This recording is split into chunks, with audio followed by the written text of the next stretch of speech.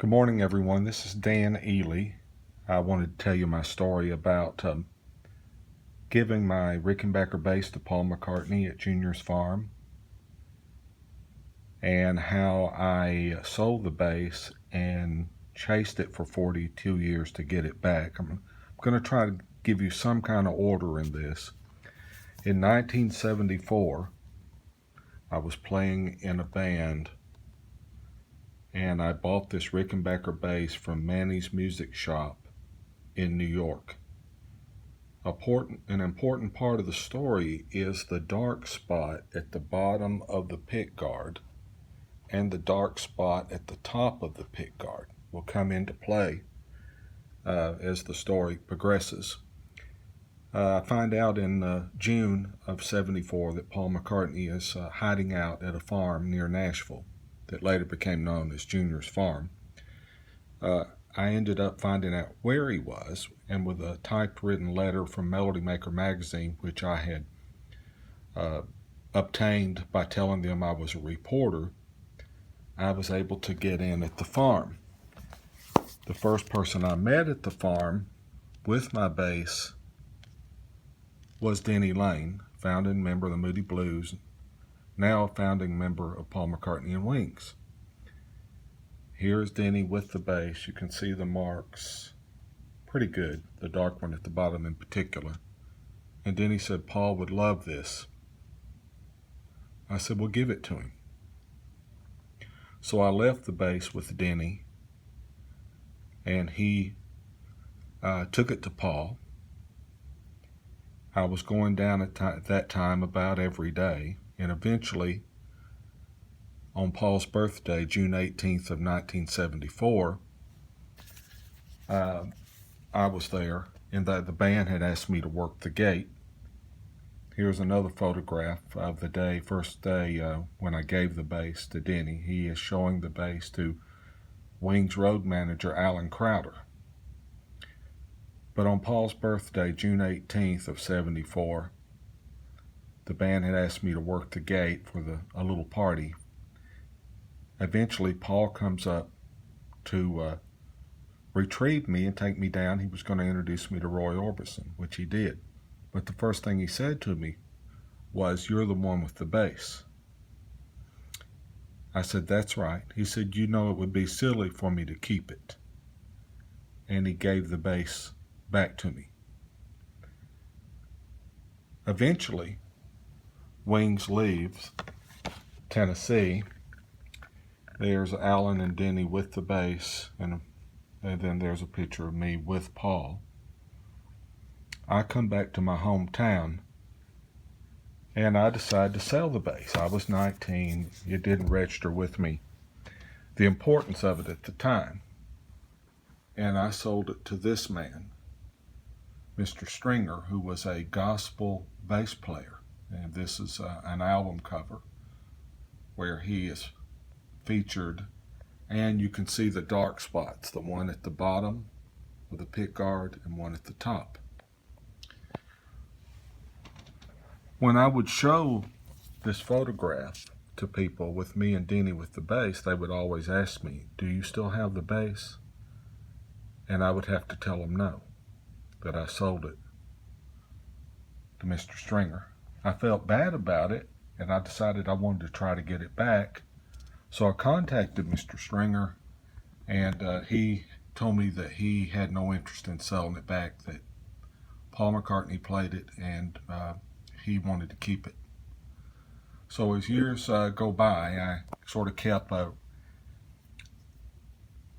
in touch about the bass with people that knew Mr. Stringer. I knew he still had it, but in 1991, Mr. Stringer dies. Eventually, I contacted a family member who called me back, and I was just going to ask him, "Can I come by sometime and play the bass? See it, hold it, touch it, feel it?" I said, "I have a lot of emotions tied up with this bass. I'd just like to play it one more time." And they told me, well, that when he passed away, the bass went to his sister in Nashville. And eventually she passed away, and it went to his daughter. And somehow the bass, they believed, had been sold or pawned. So I had pretty much given up on the idea that I was going to get it back. And then one day I went over to a guitar repair shop about 16 miles from here in my hometown of Cookeville. And they had a bass for sale. He said, "Are you interested in a Rickenbacker bass?" I said, "What year is it?" They said, "It's a 74. I said, "Okay, what color is it?" They said, "It's a maple." I said, "Well, let me see it." I looked at it. I wanted it to be mine. It looked a lot like mine. I wasn't convinced that it had the markings on it. But I bought it because I thought I would never get my Rickenbacker bass back, and this would be the next best thing. I was pretty content with that for a long time. But I dreamed about getting my original bass back, and that it was probably in some pawn shop somewhere, or it was under someone's bed. Eventually, Denny Lane comes nearby a couple of years ago, and I arranged to meet him, and I had him sign a photograph of me and him with the bass. And the guy on the right here is my bandmate, Billy Dyer, who was also at the farm with me the day that I gave the bass to Paul. He also met Paul, and he was there when I gave the bass, gave it to Paul. In fact, here is Billy in 74 with his Les Paul with Jimmy McCullough and Denny Lane standing by. So Billy and I have collected guitars through the years. And Billy said, well, since he knew I didn't have the serial number to the bass, he said, let's take a look at it. I said, I don't know how we'll find it. If we ever did, how would we identify it? And he looked and he said, it's the two marks there, the dark spot at the bottom and the dark spot at the top, which would give it away. So he said, I'll take a picture of it and I'll put it on my iPad if I'm out and about and I run into guitar shops or pawn shops or anywhere else with anyone with it, I'd be able to identify it. I mean, I wasn't seriously thinking that that was going to happen, but I said, okay. On May 19th of 2017, Billy attempted to call me 3 times, and I was on the phone. When I got off, he told me that he was in the local pawn shop, and they asked him if I was interested in buying a bass. Billy told him probably not, that I have a lot of them. What kind is it? They said, it's a Rickenbacker. Billy said, what year? They said, it's a 1974. Oh, Billy said, what color? I said, it's a maple, but we sold it yesterday. It's been in the pawn shop for over 10 years. It was lost in the back, covered up, and we found it, and someone came in and bought it yesterday. But they're not a musician. They buy gold and silver from us, and they buy guitars to flip. They said, do you think Dan would have been interested in it? Billy said, if it's the one he's looking for 42 years, yes. He said, let me go out and get my iPad, and I'll show you a picture of it. So Billy goes out and he grabs his iPad, and he shows the picture up in their face. They said, that's the bass. That's it. So they contacted the guy who bought it. He said he still had it and he wanted to sell it. So they gave me his number.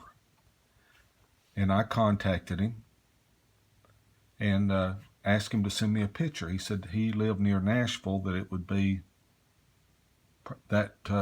probably 6 or 7 hours later before he could send me a picture. So I tried to get busy doing something else, and in about 15 minutes, I got a text with a photograph on May 19th. And this was the picture. As you can see, there's the dark spot at the top and the spot under the pick guard. So I knew it was mine. So I contacted the guy and bought the bass. He also sent me this text. So I go down to get it. I go down to meet him in Lebanon. Now, Lebanon, Tennessee is where Junior's farm is located. I thought it would be good to meet there. As you can see, there's the dark spot at the bottom. At the top, you can see it sometimes. It's all about the lighting. But here he is. He had the bass, and I bought it back from him. As he had it in his car, was going to pull out the case,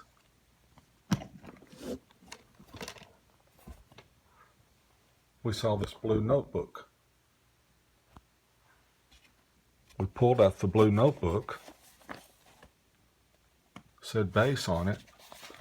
We opened it up, and it had gospel music in it, and the name Mr. Stringer, who was the man I sold the bass to in late 1974. Also, the guitar strap that was in the case, it's the same strap that Mr. Stringer has on his album.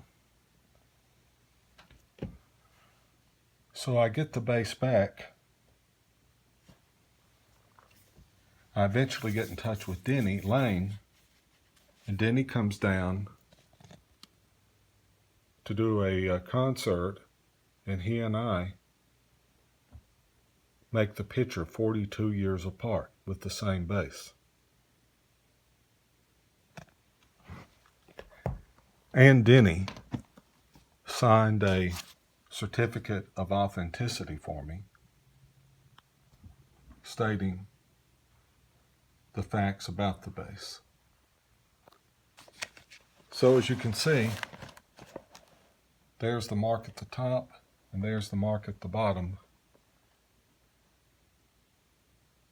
The thing that sticks out in my mind is the guy that was with me in 1974, when I gave the bass to Paul, was my bandmate, right there with the blonde hair and the Les Paul. And 42 years later, he's the one here on the right, beside Denny, that walked into the pawn shop and discovered the bass. I hear Twilight Zone music playing, but quite a circumstance. But now I've been in touch with the drummer for Wings, Jeff Britton, who recalls the bass, and he's given me a statement about he remembers Paul having it at the garage and tinkering with it, but that Paul wanted me to have it back because he thought that as a fan, if he took the bass and kept it for 2 or 3 weeks and gave it back, that it would mean more to me than if he just took it and kept it. Also, when I saw Denny told me that Paul wouldn't let him keep it. I think Denny was going to keep the bass since Paul didn't want it, but Paul said he didn't want 2 Rickenbackers in the band, and he plays the Rickenbacker. So a lot of interesting stories there.